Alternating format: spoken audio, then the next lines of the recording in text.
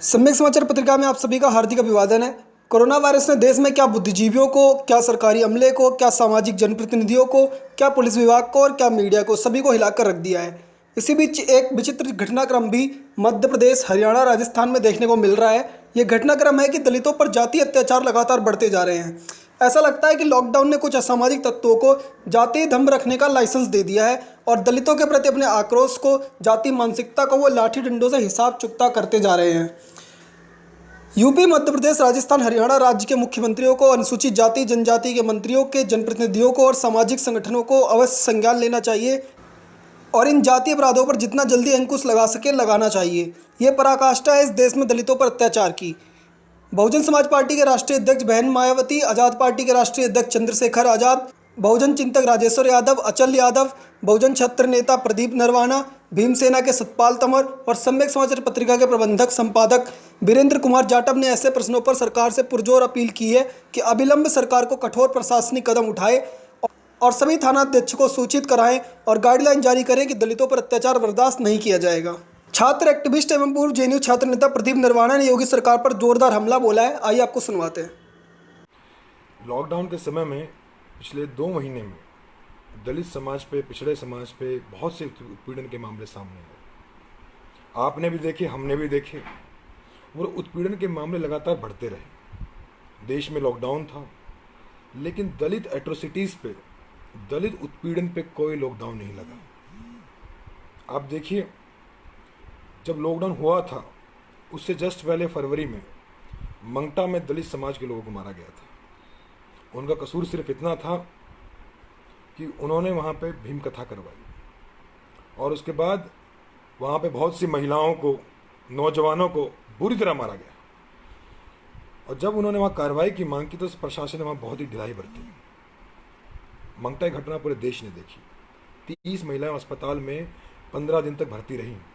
ये कानपुर देहात में हुआ था, मंगटा गांव में। उसके बाद लॉकडाउन आता है, पूरा देश रुक जाता है, पूरे देश की सारी गतिविधियां रुक जाती हैं, आर्थिक गतिविधियां रुक जाती हैं, सामाजिक गतिविधियां रुक जाती हैं, लेकिन इस देश में दलित उत्पीड़न नहीं रुकता। अब सवाल ये है कि इसके लिए जिम्मेदार कौन है? समाज जिम्मेदार है, सरकार जिम्मेदार है, प्रणाली जिम्मेदार है। लॉकडाउन के समय आप सबने घटना का आपको सबको पता होगा, अयोध्या में बाबूराम कोरी की दिन दहाड़े हत्या कर दी गई थी अयोध्या में। उसके बाद में गोंडा में दलितों को मारा गया, मेरठ में दलितों को मारा गया, ललितपुर में दलितों को मारा गया था घोड़ी पर चढ़ने के लिए। अब इन सबके बीच समस्या है कि सरकार ने न्याय क्यों नहीं किया, जबकि कोरोना के समय भी बहुत से युवा थे जो कि बाहर से यहाँ पे आए थे, जो रोजगार की तलाश में बाहर गए थे। दलित समाज में बहुत बड़ा हिस्सा था इनमें। जो पलायन से जितने मजदूर आए हैं और जितने बाहर गए थे, उनमें सबसे बड़ा हिस्सा दलित समाज के लोगों का था। जब वहाँ से आए तो हमें बरेली की घटना पता चली कि एक दलित युवक को बुरी तरह मारा गया और उसने खुद की आत्महत्या कर ली। उसके बाद में बहुत से मामले हो रहे हैं। पिछले 4 से 5 दिन के आपको मामले बताता हूँ उत्तर प्रदेश में क्या हुआ है। अमरोहा में मंदिर जाने की वजह से एक दलित समाज के युवक को, 17 साल का लड़का सिर्फ, उसको हत्या कर दी गई, उसकी हत्या की गई। आज अमरोहा में हमारा कांग्रेस पार्टी का डेलीगेशन गया, जिसके अंदर हमारे पूर्व मंत्री दीपक कुमार जी और योगी जाटव जी गए। जब वहाँ पे गए परिवार से बात करने अमरोहा में, तो वो पिता अपना बेटा तो खो चुका था, तो पिता ने कहा उनसे कि देखिए, हमारा बेटा तो हम खो चुके हैं, मेरे बेटे की हत्या कर दी गई, अब वो हमारे बीच में नहीं रहा, लेकिन कम से कम अब हमें न्याय चाहिए। लेकिन फिर उन्होंने दूसरी बात की, वीडियो भी आई, मैंने शेयर भी की थी। उनकी दूसरी बात उन्होंने कही कि अब हमें गांव छोड़ के जाना चाहते हैं, कि हमें सरकार पर विश्वास नहीं है कि सरकार हमें न्याय देगी। उन्होंने कहा कि हमारे जो पट्टे की ज़मीन हो बेच के हम गांव छोड़ना चाहते हैं। उसके बाद में कल बांदा की घटना है। एक सरकारी कर्मचारी ने दलित समाज की एक नाबालिग लड़की का बलात्कार किया। ये कल की घटना बांदा की। 3 दिन पुरानी घटना अमरोहा की है। आज मैं लखनऊ में, बहुत से चक्कर मैंने लखनऊ में लगाए, यहाँ से पुलिस थाने से गांव, गांव से पुलिस थाना, जो बछोली गांव है यहाँ पे लखनऊ में पीजीआई के पास में, वहाँ पे कल आपने एक वीडियो देखी होगी दलित समाज के कुछ युवकों को। वो 4 दिन पुरानी वीडियो आपको बता देता हूँ, 6 तारीख की वीडियो है कि एक दलित समाज के युवकों को माला पहना के जूतों की बुरी तरह पीटा गया और उसके बाद में कोई कार्रवाई नहीं हुई। जब शुरुआत में उसके ऊपर कोई कार्रवाई नहीं हुई। मैं पहले बता देना चाहता हूँ सभी साथियों को कि क्या होता है कि हम लोग जब सत्ता परिवर्तन का समय आता है तो दलित पिछड़ों की व्यापक एकता कई बार दिखती नहीं है। लेकिन ध्यान रखिए, जो लोग आपको मार रहे हैं वो आपको आइडेंटिफाई कर लेते हैं कौन दलित है कौन पिछड़े हैं। जो लखनऊ वाली घटना, जिनको नहीं पता मैं बता देता हूँ, इसके अंदर जो 3 युवक थे जिनको मारा गया, जिनके गले में माला पहनाई गई जूतों की, जिनको जूतों की माला पहना के पूरे गांव में घुमाया गया, उन 3 युवकों में एक युवक पिछड़ी जाति का था जो कि लोधी बिरादरी है, 2 युवक चमार जाति के थे और तीनों को जूते पहना के घुमाया गया। मेरी प्रशासन से बात थी, प्रशासन से मैं था और हमारे तनुज पुनिया जी थे जो बाराबंकी से कांग्रेस का चुनाव लड़े थे सांसदी का। हम पुलिस थाने में जाते हैं तो उस समय पता चलता है कि उन लोगों ने 6 से 7 लोगों पर FIR कर रखी है। ठीक है, उसकी कॉपी खैर में नहीं मिली, पर उन्होंने बताया कि 6 के आसपास FIR कर रखी है। 2 अभी तक सिर्फ अरेस्ट हुए हैं। और जिन बच्चों के, जिन युवकों के गले में माला डाली थी जूतों की और जिनको मारा पीटा गया था, वो सारे के सारे जेल में जा चुके हैं। उनको उसी दिन जेल में डाल दिया गया था 6 तारीख को। आरोप क्या था? पंखा चोरी का। हम बोले चलिए भाई एक समय के लिए मान लेता हूँ।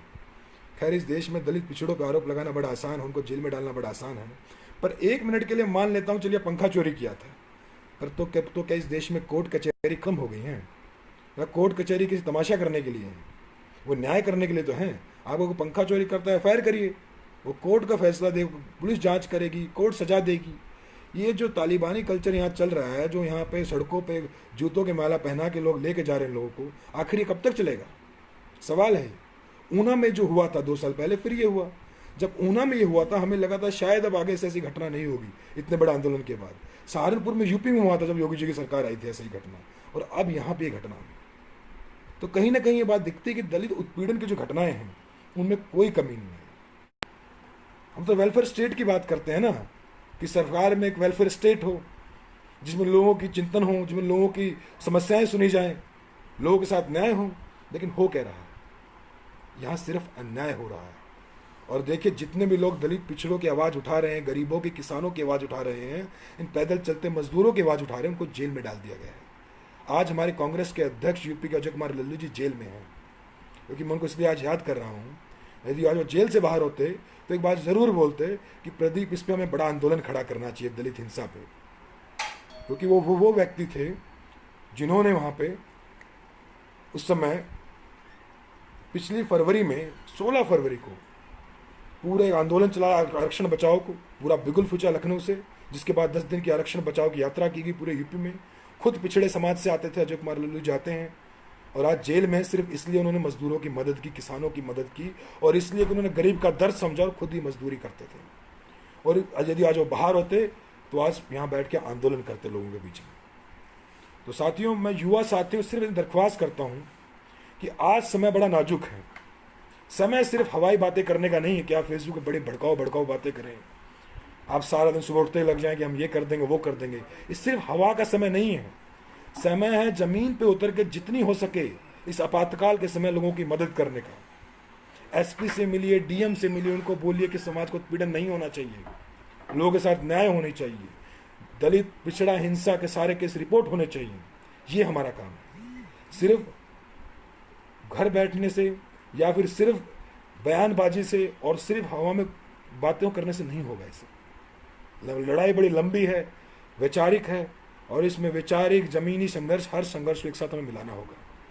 जितने भी साथी इस फेसबुक लाइव में जुड़े उन सबका शुक्रिया करता हूं, और मैं उम्मीद करता हूं कि अमरोहा के साथियों को, मंगटा के साथियों को, बांदा की जो बहन का बलात्कार हुआ है, लखनऊ के साथियों को, और प्रदेश में जितनी भी उत्पीड़न हुई हैं, चाहे मेरठ में हुई हो, गोरखपुर में हुई हो, चाहे वो आजमगढ़ में हुई हैं, ठीक है, चाहे किसी भी कोने में हुई हो, जो गलत हो वो गलत है, उसके खिलाफ आवाज़ उठाइए। और साथियों, जितना भी हो सके लॉकडाउन के समय, मैं मानता हूँ बड़ा मुश्किल है सबके लिए बाहर निकलना, लेकिन जो भी हो सके समाज को बचाने के लिए, और ये समय है समाज को बचाने का, ये बात ध्यान रखिएगा कि समय बड़ा नाजुक है। बाहर आइए और पूरे सोशल डिस्टेंसिंग का पूरा फॉलो करते हैं। जो फिजिकल डिस्टेंसिंग का वर्ड होना चाहिए, मुझे लगता है सोशल डिस्टेंसिंग का शब्द भी आपत्तिजनक है, उसका पालन करते हुए, ताकि किसी को कोरोना खतरा भी ना बने, परंतु आंदोलन नहीं मरना चाहिए किसी भी आड़ में। दलित आंदोलन जिंदा था, जिंदा है, जिंदा रहेगा।